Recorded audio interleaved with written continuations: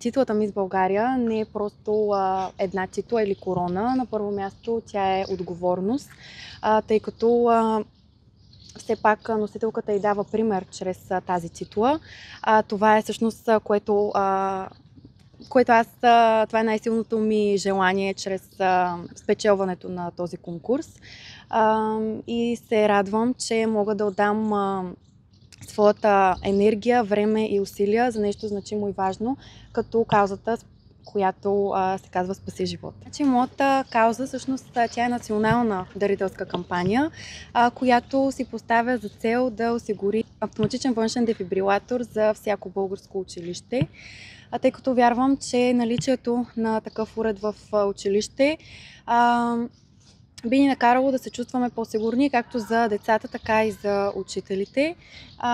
Знам, че е доста амбициозна цел, но вярвам, че не е непостижима. Тя е нашата гордост, така че за мен е изключително удоволствие да дадем старт на една идея на Симонка за закупуването на такива дефибрилатори.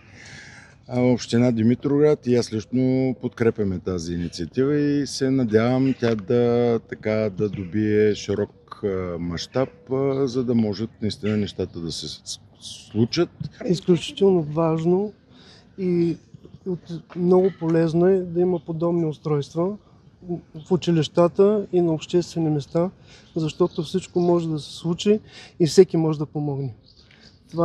Това се осигурява чрез адекватни първи мерки за първа помощ. В тези мерки се включва и устройство за автоматична външна дефибрилация. Тези устройства са изключително лесни за работа, имат само едно копче, което трябва да се натисне и вътре си има алгоритъм, изкуствен интелект и машината си поема след това действие.